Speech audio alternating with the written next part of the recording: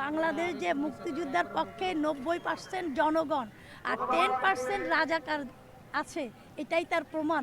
তারা সবসময় ধর্মীয়কে অনুসরণ করে বলেছে এইটা নায়েজ না কি যেন আপনাদের বলে নাজায়েজ ফুল দেওয়াটা। আজকে এই কাজটা তিনি করেছেন, তিনি কেন করেছেন আমি জানতে চাই। কারণ তিনি বুঝতে পেরেছেন বাংলাদেশের বেশিরভাগই মানুষ 90% মানুষই মুক্তিযোদ্ধার পক্ষে, রাজাকারের পক্ষে 10%।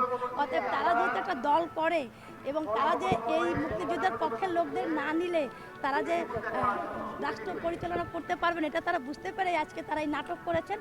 আমি তাদেরকে ধন্যবাদ জানাই, নাটকের মাধ্যমে তারা ফুল দিয়েছেন।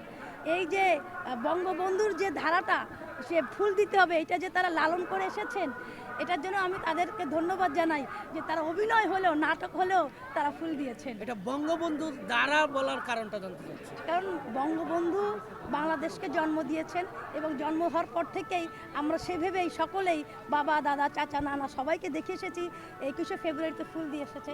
এটা তো উনার মারফতে, বাংলাদেশের জন্ম হয়েছে তো জাতির পিতার কারণে, এটা তো আপনি অস্বীকার করতে পারবেন না।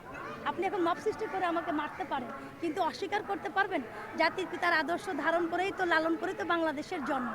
আপনারা এখন অস্বীকার করতেছেন 2-5 জন, কিন্তু বিশ্বের সমস্ত জায়গায় দেখেন একই কথা বলতেছে। এই যে আজকে অমর 21শে ওটা কোথা থেকে এসেছে? জাতির পিতা যদি বাংলাদেশ স্বাধীন না করতো আমি কি বাংলা কথা বলতে পারতাম? আজকে আপনারা আমাকে প্রশ্ন করতে, আপনি যেখানে যেখানে দাঁড়িয়ে আছেন করতে পারতেন। অত জাতির পিতার কাছে কৃতজ্ঞতা প্রকাশ করতে হবে আমাদের সকলকেই। প্রত্যেক দেশে জাতির পিতা আছে, আমাদেরও জাতির পিতা বঙ্গবন্ধু, জাতির পিতা শেখ মুজিবুর রহমান, এবং তার আদর্শ ধারণ করে লালন করতেছে সকলেই। যদি বাংলাদেশকে ভালোবাসেন, বাংলাদেশের সার্বভৌমতাকে ভালোবাসেন, অর্থাৎ এটাই আপনাকে বুঝতে হবে। এবং তাদের ট্রেডিশন থেকেই কিন্তু আজকে আমরা এভাবেই ফুল দিয়ে এসেছি যেখানে লেখা আছে অমর 21শে ফেব্রুয়ারি। অর্থাৎ আমরা তো এটাই বলবো। এখন আপনি ফুল দিচ্ছেন, আপনারা তো কোনোদিন ফুল দেন, তাহলে এটা বলবো আপনাদের ধারা। এখনো যে বাংলাদেশ আওয়ামী লীগের যে সংগঠন সেটি এখনো নিষিদ্ধ। আপনি নিষিদ্ধ কোথায় বলেন? আপনি নিষিদ্ধ কোথায় বলেন? সকল মানুষই তো আওয়ামী লীগ। আপনাকে আওয়ামী লীগ আসলে তো আপনিও আওয়ামী লীগ হয়ে যাবেন। আওয়ামী লীগ ধারণ করে লালন করে সমস্ত বাংলাদেশের 90% মানুষই আওয়ামী লীগ। কারণ মুক্তিযুদ্ধের পক্ষে বাংলাদেশে নয়, কেউ 2-5 জন নেতা চলে গেছে কিলে মনে কি আপনারা মনে করেন আওয়ামী লীগ নাই? সমস্ত জায়গায় আপনি সেটা ভোটে দেখেন নাই? 40% জনগণই ভোট দিতে আসেনি। আজকে আপনি দেখছেন এখানে আপনি বলেন প্রতি বছর এখানে লাখো লাখো মানুষ থাকে, আমরা হাঁটতে পারি না। রাতে কি দেখতেছেন? সকাল 6টা থেকে আসতেছি দেখি ফাঁকা জায়গা, মানুষ যায়, মানুষ এখানে তো আমরা ঢুকতেই দিত না, এত লোক হতো, আমাদের ঢুকার স্কোপই নাই। আর আজকে কি হয়েছে?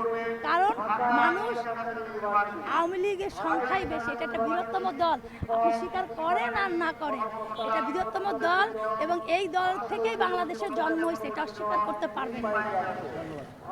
আচ্ছা, বিভিন্ন জায়গায় দেখতে পাচ্ছি আওয়ামী লীগের